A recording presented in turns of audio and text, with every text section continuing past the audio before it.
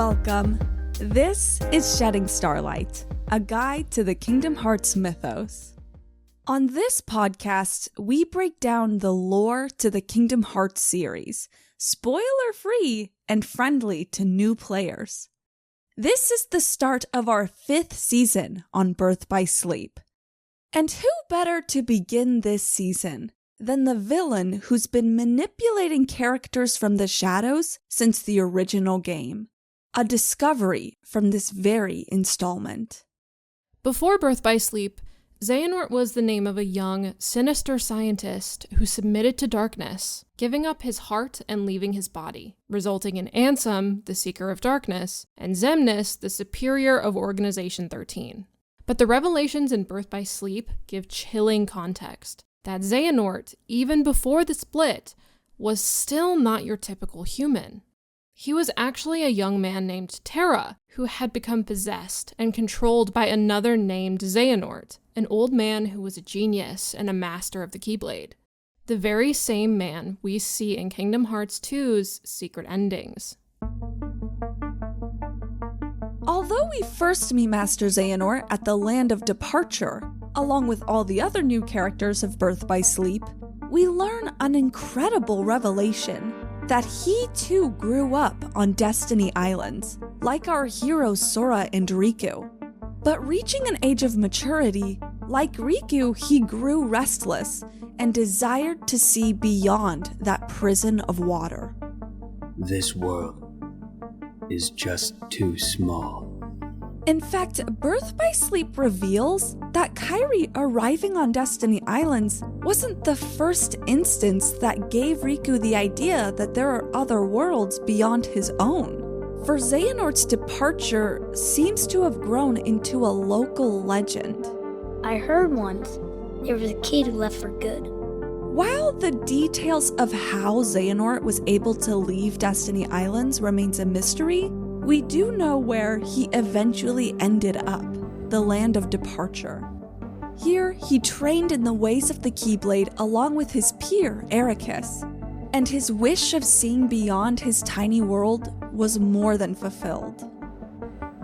Xehanort, a scholar at heart, learned much about the universe, and from his vast experience, he came to really value a balance between light and darkness, both in the world and in people's hearts. Of course, this is an aversion from what we're usually taught, to embrace light and disown darkness. This thought might be why Xehanort's master anointed Ericus as his successor over Xehanort, but Xehanort wasn't swayed. He took it upon himself to correct this misled way of life. He writes in his 9th Birth by Sleep report, "If I become the first to open Kingdom Hearts' door, I can create a next world in which light and darkness exist in perfect equilibrium." This is Xehanort's ultimate goal, the very same goal he holds on to years later, even as a nobody. And I'm creating a brand new world, one heart at a time. Xehanort writes further in his Birth by Sleep reports that in order to achieve this, being a simple human isn't enough. This incredible feat will deem you as something far greater than human. This implication is consistent with what Xemnas writes in the final report from 358 over 2 days. "I must become one with Kingdom Hearts. I will become a higher existence. All of my true ambitions begin there." Actually opening the door to Kingdom Hearts and the steps one must take to do so is something we'll discuss in a future episode of the season. But such a grand plan requires time, however, and Xehanort was running out of it. Nearing the end of his long, mature life, Xehanort decided to commit an act that, according to him, all Keyblade wielders have the ability to do: extract his heart from his own decrepit body and place it within a younger, stronger one. Originally, Ventus was going to be the vessel for his heart, but instead, Xehanort chose one of Ericus's own students, the young man Terra. Xehanort sensed that he had the strength, resolve, and darkness fitting to house his heart. So Xehanort maneuvered all of Birth by Sleep's characters like pieces on a board. Through the character Vanitas, seeds of doubt were sown in Ventus, leading him back to Ericus. Then Xehanort warned Terra that Ventus and Ericus were about to have a serious confrontation, knowing that Terra would turn against his own master to protect Ventus and embrace darkness while doing so. Through sowing seeds of emotional turmoil, Xehanort was able to rid Ericus as an obstacle, have Ventus face his fate, and make Terra vulnerable to possession. So at the Keyblade Graveyard, Xehanort executed the final steps to his plan. Like a dark mirror to Sora sacrificing himself with the Keyblade in Kingdom Hearts 1, Xehanort stabs himself with his own Keyblade, releases his heart, and casts it into Terra's body. And now it is your darkness that shall be the ark that sustains me! We'll dive more into the details of Terra's situation in his own episode. So for now, let's leave it at this. Even after all of Xehanort's planning, he failed in his objectives. Due to Terra's defiance, Xehanort didn't have the opportunity to open Kingdom Hearts' door. And because of Aqua, Xehanort couldn't control Terra to the extent he intended. Not at first. At Radiant Garden, Aqua fought with Terra, seeking to free him from Xehanort's possession. And in the end, Terra gained back enough control to use Xehanort's Keyblade on his own body this time. This'll teach you! Get out of my heart! While Xehanort's heart was not ejected, this act did set back Xehanort in his power over Terra. In fact, the two hearts within him were both relinquished in control, resulting in a man who could no longer access the memories of either heart within him. The last thing this man remembered was the name Xehanort before drifting into oblivion and amnesia. And the rest is history. As we first learned in Kingdom Hearts 2, Ansem the Wise discovers this man with no memory, and is led to believe his name is Xehanort, and accepts him as a new apprentice in the pursuit of knowledge. A fatal mistake. Kingdom Hearts 2's first report recounts Ansem the Wise looking to probe hearts. Xehanort volunteers, hoping the experiments would restore his memory. While Ansem the Wise didn't record the results, we can gather clues through other games. In Kingdom Hearts 1, Xehanort, under Ansem's name, wrote about discovering the hearts of worlds, Keyblades, and even Kingdom Hearts itself. There's no hint that Xehanort recalls a previous life. However, when we look to Xemnas in Kingdom Hearts 2 and even Days, he makes numerous hints to both Terra and Master Xehanort's experiences in Birth by Sleep. Perhaps whether or not Ansem the Wise restored Xehanort's memories is irrelevant. No matter what, Xehanort's eyes are always drawn up towards the stars, beyond whatever tiny world he's stuck on. Just like his heart, always seeking Kingdom Hearts and the knowledge that lies within.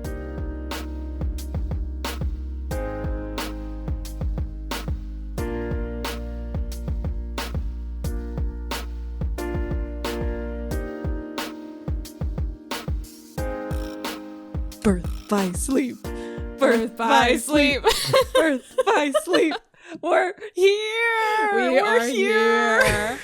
I can't fucking wait. I'm so excited. We're here. We're fucking here, you guys. So Kingdom Hearts, I feel like, is like steps where it's like a little bit flat and then you jump up, and then it's a little bit flat and then you jump up. And Birth by Sleep is definitely like the next phase, the next era. Yeah.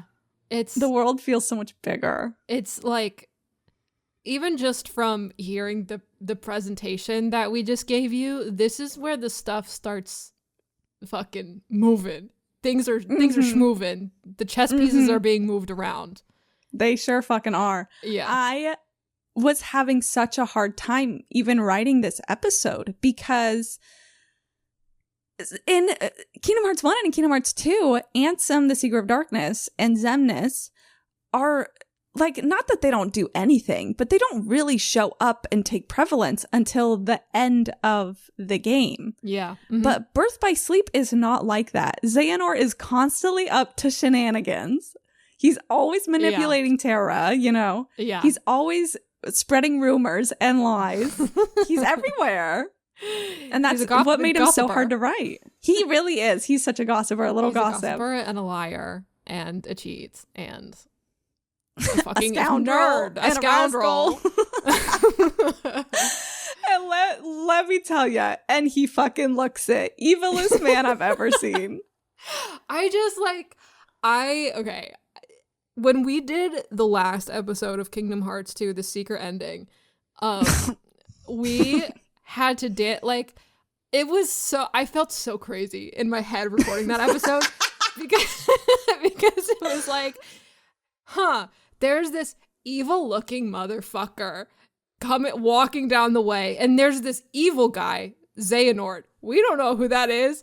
And I told Mel, it was like, I felt like we were, mapping out a conspiracy board and like drawing the red yarn like around the central picture of Xehanort, who was in the middle, and we weren't allowed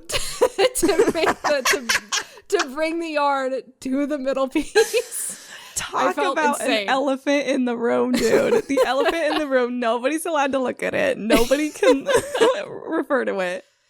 Literally the most evilest looking motherfucker ever. We have a friend who played Kingdom Hearts for the first time, and every time he looked at Xehanort, he would like cringe, like, ugh, yeah. I love him. I love Xehanort. I love this guy. I don't. Fuck this man.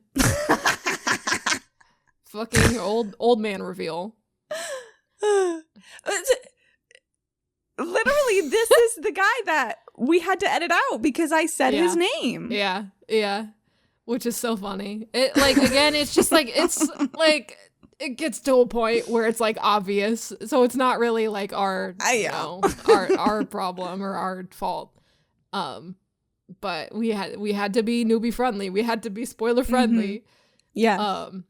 So you never know. You never know. You never know. So there's so much to talk about in this episode, but there's also a lot I decided to delay for Terra's episode, which isn't next, but it's in the future, obviously. Mm-hmm. So things that we're going to be talking about in Terra's episode is more details about Ericus and his death. We're going to talk about the Guardian and Lingering Will, just because those are kind of involved with Terra as he is possessed by Xehanort. And so we're also going to talk about Aqua's boss fight with possessed Terra.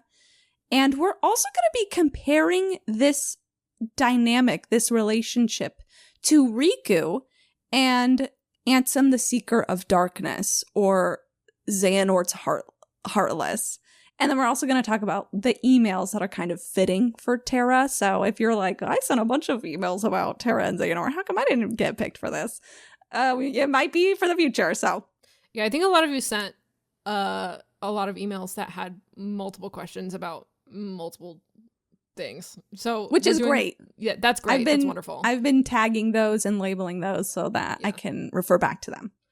Which, like, not to disappoint anybody, but we have so much to talk about for this discussion, we might not even get to emails. So we do. Sorry in advance.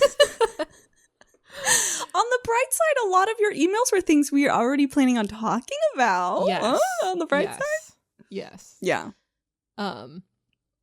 Yeah, it's like, there's so, like, literally before Mel and I just hopped on our Discord call right now, we were, like, adding things. I was asking questions. I was adding my discussion points. I feel like we were so active in this discussion before we were even on call.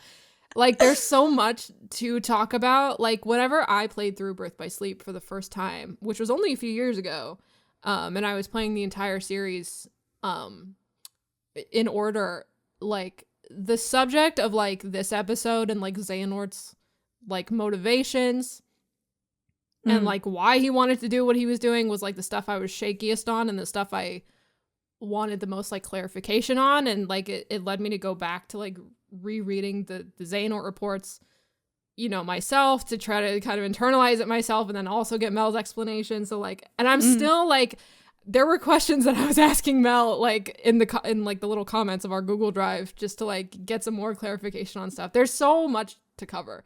Like I don't know. It's just like, we've been jazzed to talk about this. Birth by Sleep is a juggernaut. She's a juggernaut. She's that girl. I can't wait to see the thumbnails for this episode, for this season. Oh, I gotta make that. Don't let me forget that. I think they should be like a light blue. What do you think?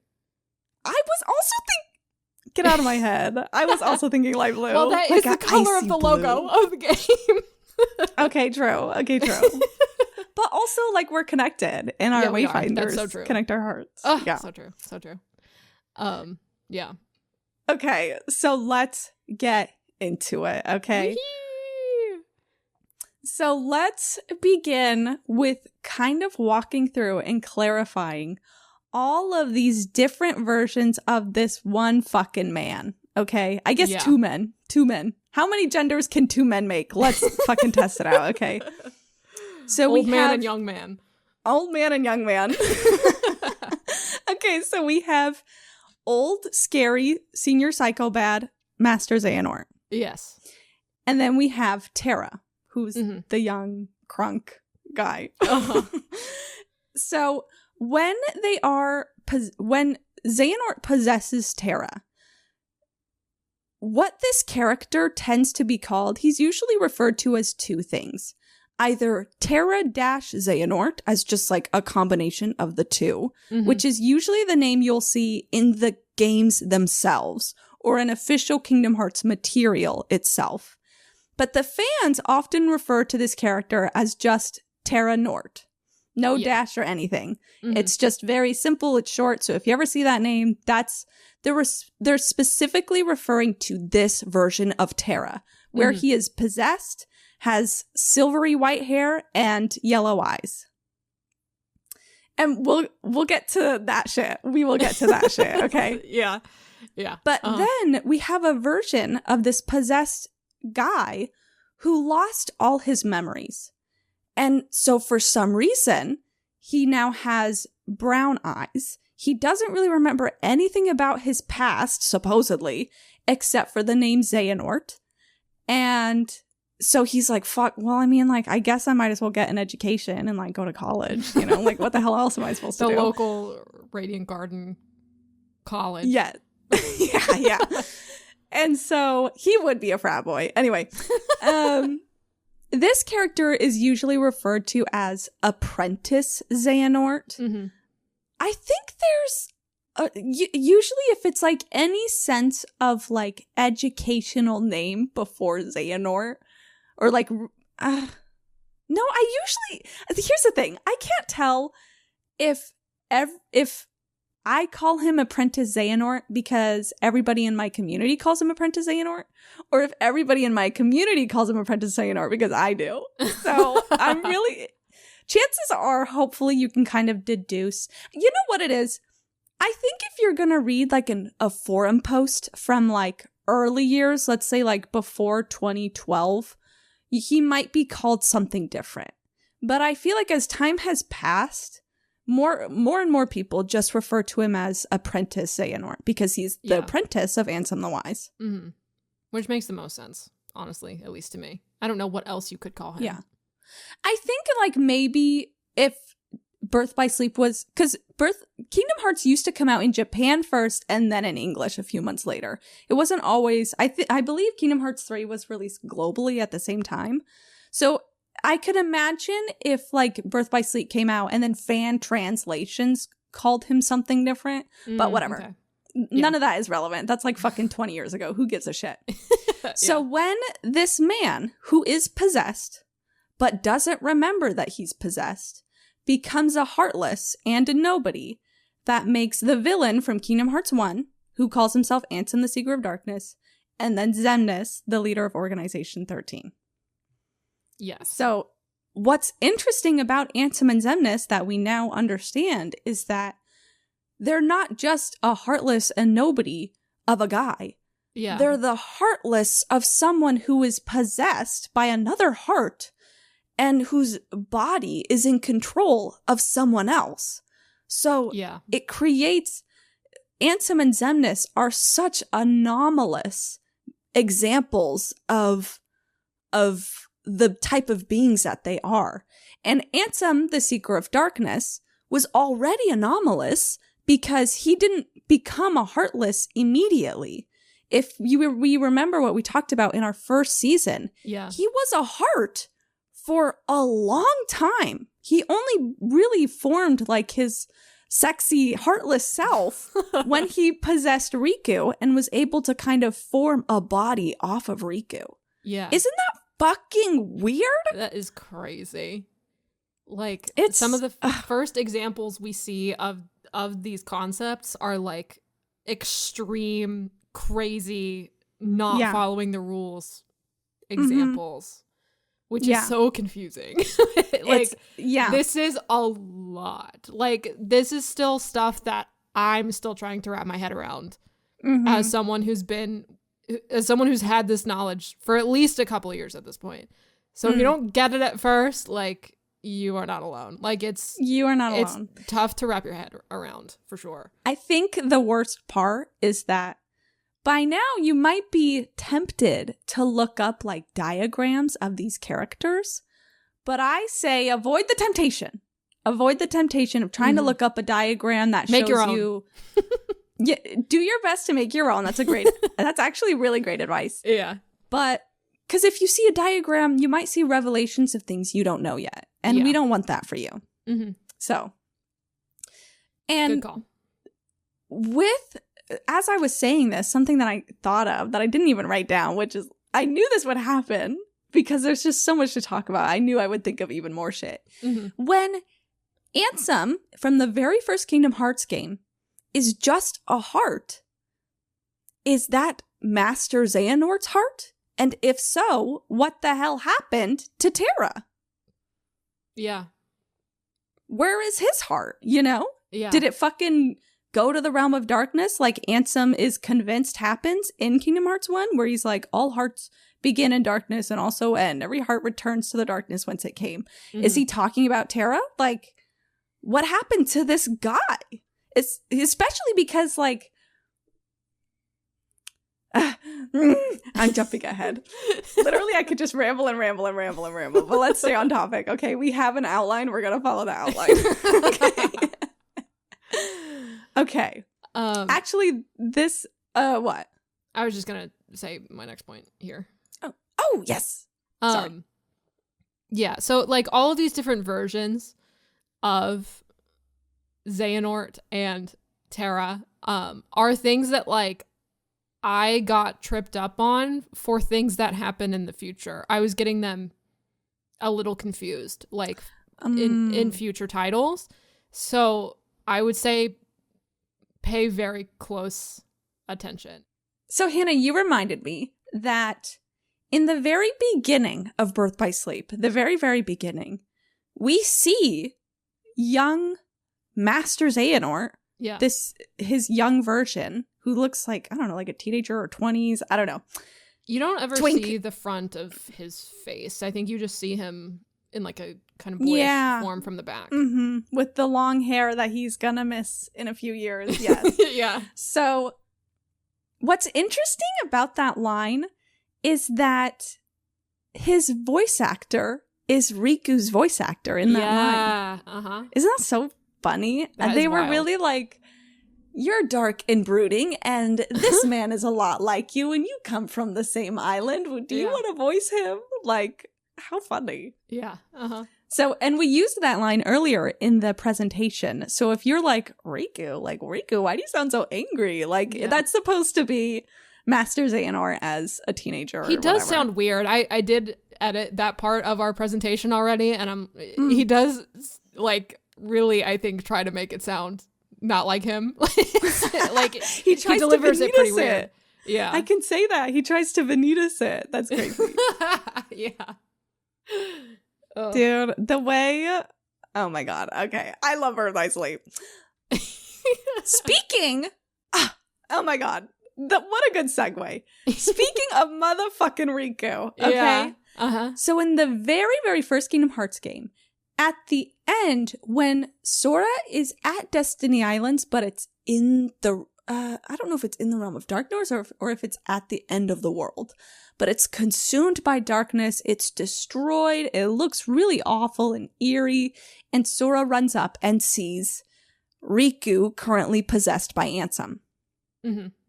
So Ansem says, to the heart-seeking freedom, this island is a prison surrounded by water.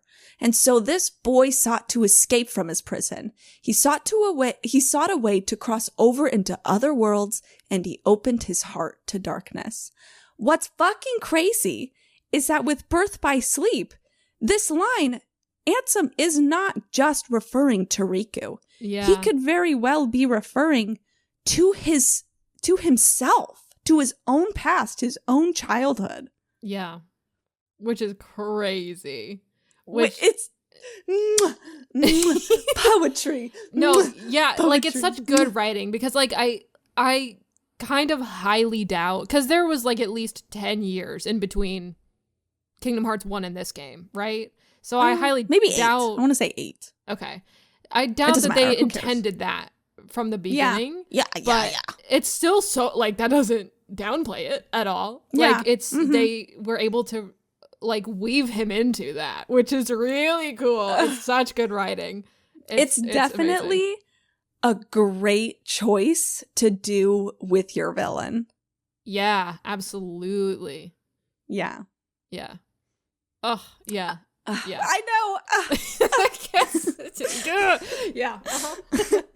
Okay, I want to So Xehanort is from Destiny Islands.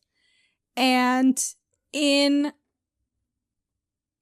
the beginning of Birth by Sleep, which we're going to have a whole episode about this, but when Xehanort has to take Ventus, who's injured, and he takes him to Destiny Islands, basically to leave him to die, we see Xehanort in the black organization coat. Yeah. Mm-hmm.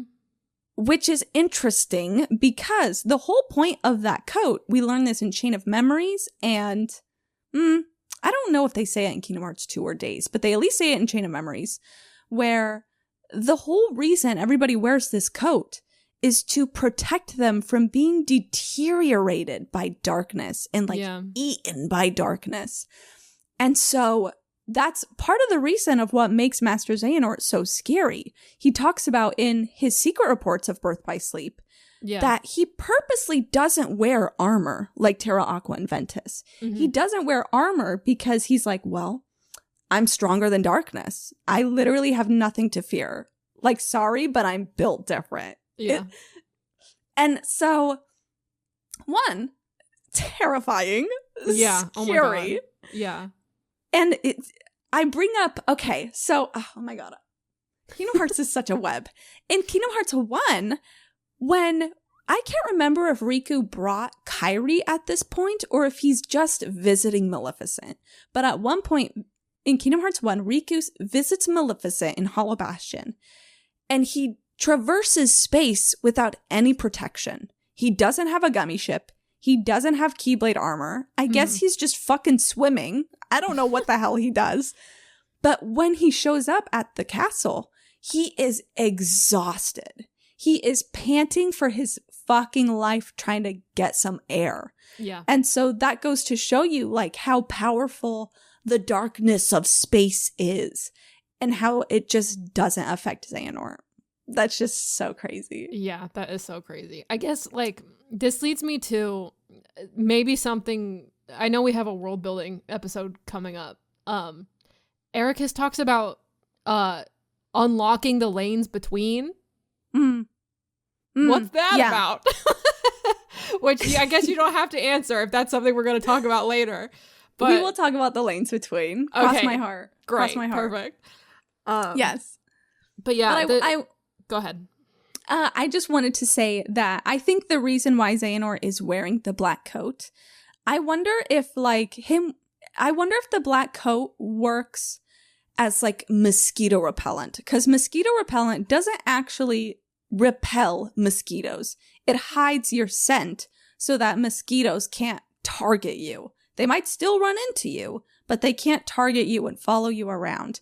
So I wonder if I'm pretty sure that's how it works. That's crazy. If I'm wrong, I believe you. Okay. If I'm wrong, like, I'm really sorry. But either way, the analogy works. Yeah. But I think that's why Xehanort is wearing the black coat in the beginning of Birth by Sleep. So that darkness doesn't target him and kind of might leave him and Ventus, who's very fragile and very vulnerable. The darkness will leave them alone. I believe that's why he's wearing the coat. Anyway, that's all I wanted to say. So I think it's so interesting, like, to talk about this coat in specific, because all of the contrast that we brought up in Chain of Memories with, you know, the black and the white. It's so interesting that it looks like Ven is wearing what looks like a white, like he's cloaked in white when Xehanort is carrying him in all black. And I think that's like, especially since at that point, Ven's heart is like completely light. The darkness has been extracted out of it. So it's such like a cool, like, not subtle visual of literally what is happening, which is cool. Yeah. So it's very Roxas wearing checkers. It's very Ventus himself, and his coat is half white, half black, even though we kind of know like what his whole deal is. But yeah, visual storytelling. We love it. Oh my god. Maybe this series is written very well. So we talk about something pretty major, and that's when we talk about how Xehanort, he writes in his reports that, according to him, every Keyblade wielder has the ability to use their Keyblade on themselves or someone else to unlock their heart and release it, which is what Sora did in Kingdom Hearts 1. And what's interesting in that is that in Kingdom Hearts 1, it's kind of implied that with that gothic Keyblade, the Keyblade of Heart, that all the princesses of Heart, when their hearts come together, they form that Keyblade, that was the only one that could do this. Because when Riku is possessed by Ansem, he kind of implies that right before stabbing Maleficent. Yeah. And so I have the Keyblade that Xehanort has, I do have a lot of theories about that we can't get to for a long time. But but either way, it's possible that this whole idea that like only that specific Keyblade can unlock a heart is not the case anymore. And that anybody with a Keyblade can do this.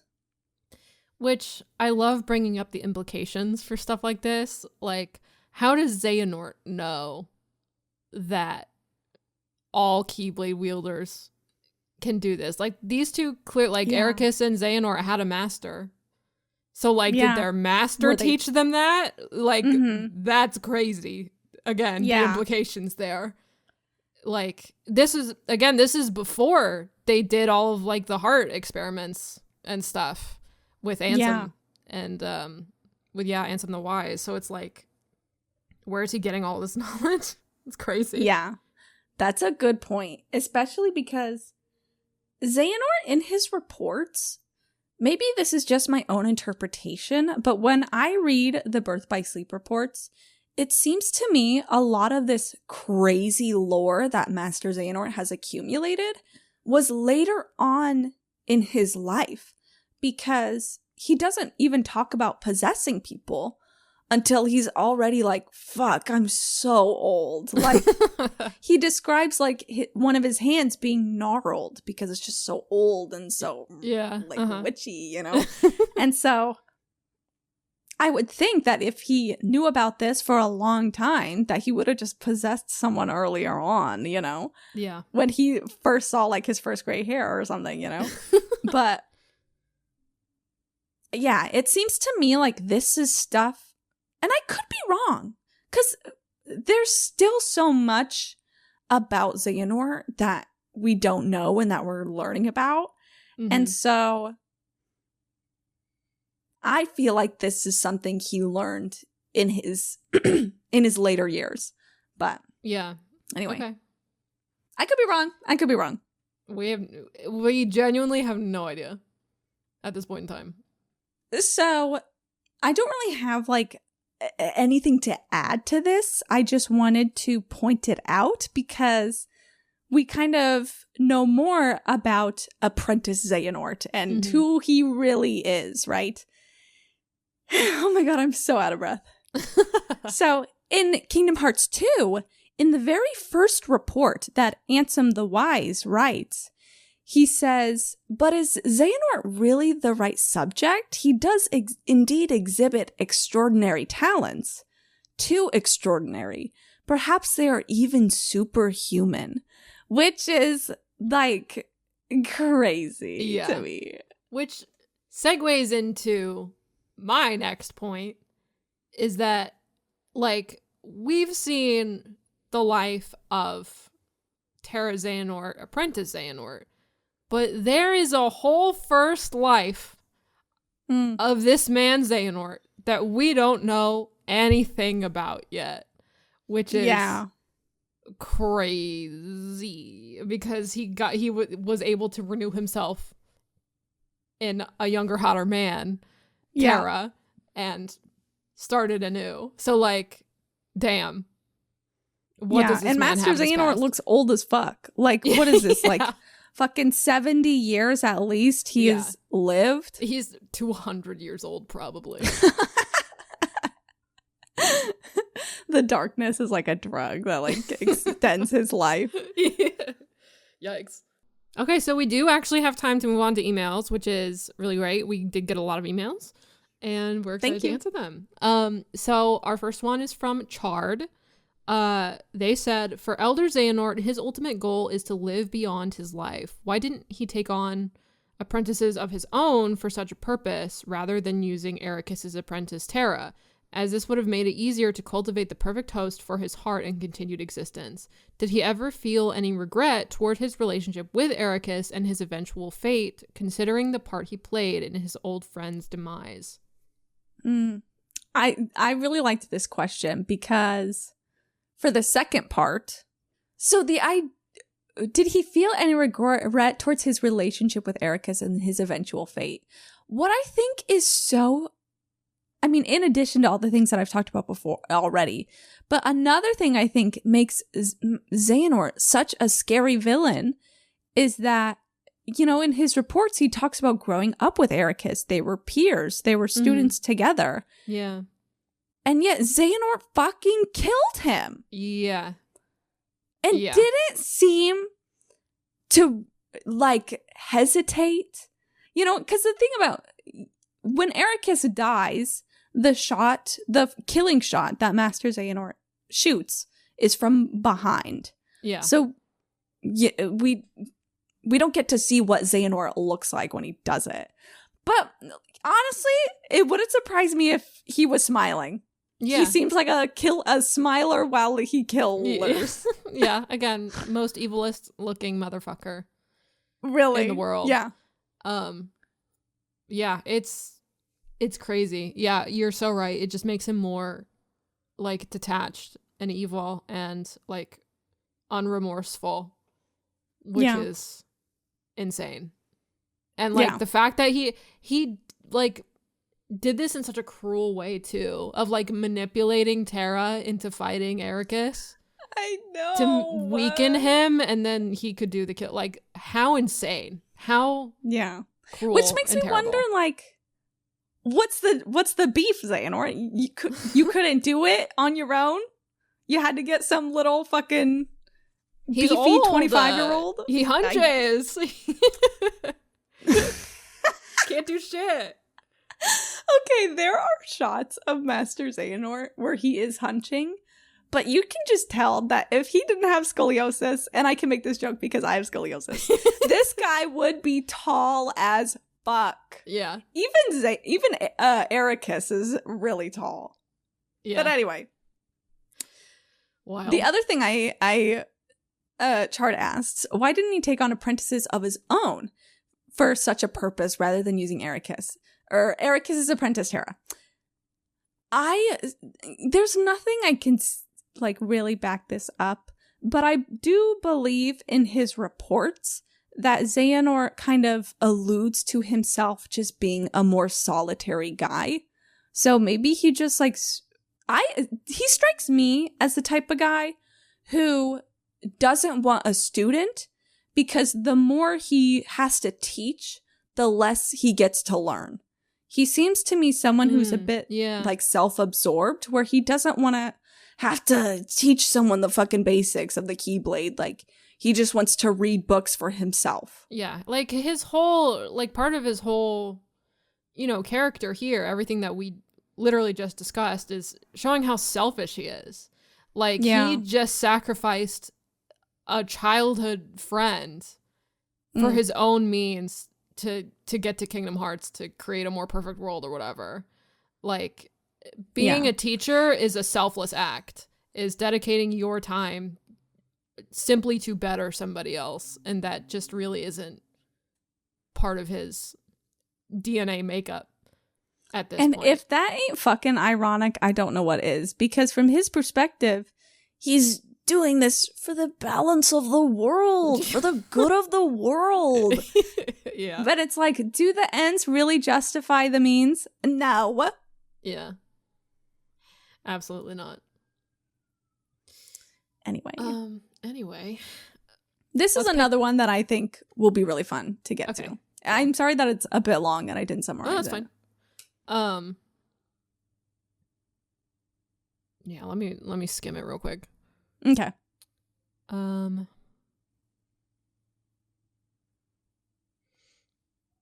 Okay, so this next question is from Weevil.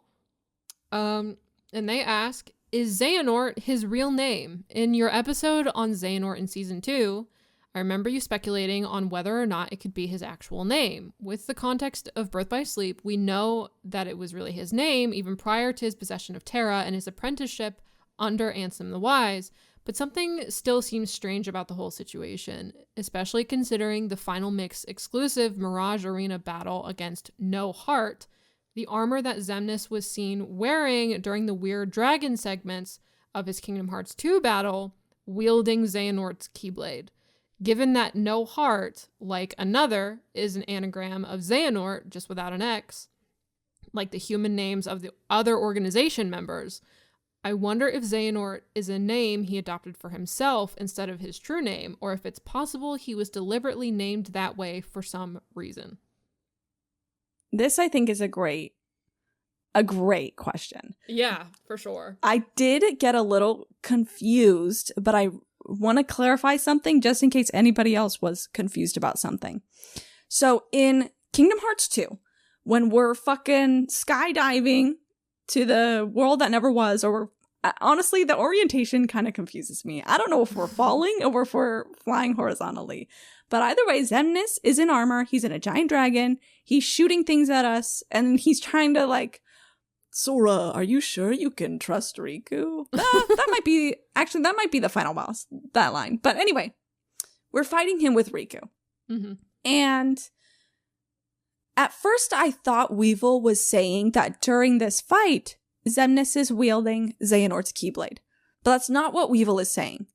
In Birth by Sleep, you might not have done it because I don't think I have ever even done it once. Me admitting again that I don't do secret hard bosses. There is a boss that is wearing Xemnas' armor that has Xehanort's Keyblade, and this boss is called No Heart, which is an anagram of Xehanort without the X. Yeah. And I know I'm just restating everything Weevil said, but you know what? Maybe me restating it was more for my clarification than the listener. So sorry about that. That's okay. But I think the implications of this are really interesting because if Xehanort doesn't wear Keyblade armor, so we've never seen him in Keyblade armor, is that what it looks like? What Xemnas is wearing in Kingdom Hearts 2? Because, Xemnas kept Aqua's Keyblade armor fucking shoved in a closet. So he probably kept his own too. Yeah. Wild. Yeah. And again, especially it goes back to that whole point that this Master old Xehanort has this whole life that we don't know about. This whole first life that we don't know anything about. Yeah. Especially with the idea that Xemnas remembers that past life. Yeah. Mm-hmm. Because Xemnas is the one who goes, so sleep has taken you yet again to Roxas. Yeah. Or it's been far too long to a friend to Aqua's armor. So if Xemnas has all the memories or whatever, it makes sense that he's the one who remembers, ooh, this armor's going to help me out. I should finally wear it. It does make you wonder, though, why does Xemnas wear the black coat if he's Xehanort and he remembers being Xehanort? For the aura. For the aura, I guess. And at the end of Kingdom Hearts 2, when you're fighting Xemnas and it's like suddenly zebra print. Yeah. Aura. He's aura farming. Anyway, I'm just really glad that Weevil pointed that out. Oh, but I guess Weevil's original question is Xehanort his real name? Honestly, I don't know. I want to say, yeah, it is. But you're right. Him just like taking advantage of the fact that all these other organization members have anagrams with the letter X. Yeah. And did he do that with the other organization members because he remembered that from his past life? What's the deal? Mm-hmm. Yeah, for sure. So this last question we're going to address is from Adrian, who asks, does Aqua know of the Wayfinders because of Xehanort sharing the story about them with Ericus? I love that question. I know. It's so cute. Me and Hannah, we kind of talk about how on this podcast we try not to write. Is it okay that I say this? That we try not to write fan fiction? Yeah. Mm-hmm. Because we really want to be grounded in as much facts as possible. Mm-hmm. And there's something else in the future that is kind of interesting in the connection between Xehanort and Destiny Islands. But, I can't say it because... Yeah. You'll just have to wait and see. Yeah. But either way, I do think that the idea... if Xehanort's from Destiny Islands, of course he would know about the Paupu fruit. Mm-hmm. Which is just so crazy to think about. It's so crazy to think. It's did he go in the secret place? Did he swim around and collect fish and mushrooms like Sora? Did he sit and watch the sunset? I can't. He seemed like such a nerd, though, that he would have his journal out, just writing about his feelings as he looks out at the ocean. You're right. Yeah, he does seem like the kind of guy who wouldn't play sports. He would sit on the sidelines while reading a book or something. Yeah. But either way, I do like the idea that Xehanort told Ericus or his teacher about the Paupu fruit, which trickled down to Aqua learning about that. Because, with Aqua, she doesn't say on Destiny Islands. Yeah. She just says somewhere out there, you know? Mm-hmm. So, I think that's I like that idea. Which is such oh man, that, it's so interesting, how Xehanort is haunting this narrative while he's still there. Because, the same thing with Riku. Oh, I heard about a boy who once got off this island for good. Holy shit, brother. Yeah. Just, yeah. It's been Xehanort this whole time. It's been him everywhere. He's everywhere. They wove him in everywhere. Yeah. Which even, in the beginning of Kingdom Hearts 1, when Sora's in the secret place, and we see Ansem, the Seeker of Darkness, as just a heart, it's Xehanort's heart that would eventually become a Heartless. And he's there in the secret place, and he's I've come to see the door of this world. One who knows nothing can understand nothing. No wonder he was saying such annoying, pretentious shit to Sora. Now that we know it's Master Xehanort, it fits. Yeah. Oh my god. talking that way to a 12-year-old? Crazy. Crazy No shit. wonder he wasn't a teacher. He made a good choice. He would have been an awful teacher. Oh, that's funny. All right. Well, Anyway, wow. that was our first Birth by Sleep episode. Oh my god. And again, if you're like, well, what about this thing about Master Xehanort? What about this thing about Master Xehanort? Master Xehanort is so involved with Birth by Sleep that he's going to be coming up again in multiple episodes about different topics. So, Yeah. have no fear. Have no fear. Don't worry. Don't worry. We'll get to it. Trust the process. This is going to be, I think, our longest season yet, which is crazy. So yeah, that's so exciting. Mel, what's our next episode going to be about? So our next episode, you would think that we'd get all the fucking Xehanort shit out of the way. But, like you already alluded to earlier, we want to talk about things like the lanes between, again, the world building of that Birth by Sleep introduces. Worldbuilding III. Let's go. Yes, which sounds like boring, like, oh my god, again. But here's the thing. In my opinion, at least so far, this world building episode is by far the most important one yet. Yeah. Like, if there's ever a world building episode not to skip, baby, it's this one. Yeah. I was playing through some of it last night. I'm almost done with Terra's story. I played through the game before, but I'm replaying it just to remind myself about everything. I was reading I think Xehanort Report 2, and it talks about the one of the things that we talked about in the very first world building episode, where it's like they use the word world for both the individual worlds and then the world at large, and it's like, why did we make this decision? There are other terms that we could have used, and you decided to choose the most confusing way possible to do this. Whoever is thinking of trying to write world and world both but differently, I'm taking away your pen. You don't get to write anymore. Okay, but to be specific about what this world building episode consists of, because I'm trying to be more specific so that people will know what an appropriate question to send is. We're talking about the lanes between, and a lot of what we're going to talk about is what Master Xehanort explains in his secret reports. So he goes a lot more in depth into the worlds before and after the Keyblade War, how the Keyblade War kind of affected the change of the worlds. And we're going to talk about the Keyblade War itself, because there's some interesting lines that Master Xehanort says in the climax of Birth by Sleep. And then the last thing we're going to talk about next episode are Keyblades. We're going to talk about Keyblades of Light, Darkness. We're going to talk about the Keyblade. The Keyblade. Oh my god, throwback. Holy shit.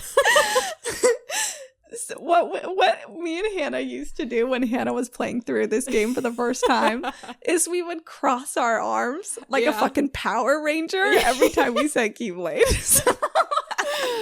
Just because whenever we were talking back and forth on stream, that was how I differentiated when I was trying to say Keyblade Key and Keyblade CHI. I would put my hands up and be like, Keyblade, just to make it easy. Unfortunately, we don't have that luxury on a podcast, so I will have to be I will have to be very careful about how I write. Oh god, I didn't think about that. Oh my god. I really do. Okay, I'll think of a plan. Maybe I'll say X-Blade or something. I don't know. Yeah. Or Kai Blade, because Xehanort's Key, some pronounced Kai, but the meaning is the same. Like a fucking nerd. And they never call it Kai Blade again after that. They really don't, even though that would make everything so much easier. Yeah. Anyway, yeah, that's all. That's everything we're going to talk about next episode. I'm so excited. I'm excited for that episode. That's going to be so fun. Okay, well, if you enjoyed this episode, if you're hyped for this season of Birth by Sleep, if you're excited for the guest we have coming on in a few episodes, Be sure to like the video, subscribe to the channel, subscribe to audio anywhere you find your podcasts. If you have questions, send them to sheddingstarlight@gmail.com. And leave us a little 5-star review if you have not done so. We have over 100 5-star reviews on Spotify, which is crazy. Oh my God. We've had over 100 total for a while, but now just on Spotify we have over 100 5-star reviews. So join your friends and do the same. And also I think you can there's a way to leave comments on Spotify now. So if I do read those. So if you That's great because I'm not logged into Spotify, so I'm like, fuck, how do I also don't know how to navigate any website ever. So I'm like, how the fuck, where the fuck are these comments? I want to read them. Yeah, so if you want to comment on Spotify as if it's a YouTube comment, I will read them. I do read them. I do heart them every now and then. And yeah, we'll see it. And yeah, I think that's it. Mel, do you got anything else for everybody? The last thing I want to say is that you might have noticed I send a little bit more crystal, a little bit more simple, a little bit more clean. And that is all because of our supporters on Patreon. Yeah, I was able to get a better mic. I won't torture you with my shitty microphone. It's over. Okay. Now if I still sound bad, that's just because I'm terrible and I can't blame it on my equipment anymore. The one editing the audio, that's on me if Mel sounds bad. Mel was able to get a full brand new setup because of our Patreon subscribers. Yeah. Going from a USB mic to a full audio interface, dynamic XLR microphone. Ooh, I learned so many words. So thank you to our Patreon subscribers. Yeah. If you want episodes a day early and ad-free and exclusive episodes where me and Mel talk about whatever the fuck we want to talk about, go head over to our Patreon at patreon.com/sheddingstarlight. That'll be linked. And just as a little bit more of an incentive, coming up is Tokyo Game Show, which Kingdom Hearts has been known to sometimes show trailers at every once in a while, So if a trailer comes out during Tokyo Game Show, me and Hannah are absolutely going to gush about it on Patreon. Yeah, for sure. So if that's something you're interested in, check it out. We have talked about, whenever Kingdom Hearts news does happen, that is where we talk about it.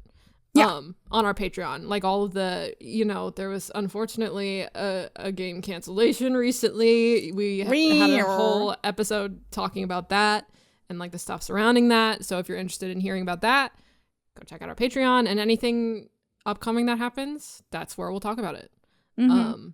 So yeah, thank you, Mel, for reminding me to plug the Patreon. Fuck yeah. Yeah. That's it for us this week. Thank you all for watching and listening, and we'll see you in the Starlight.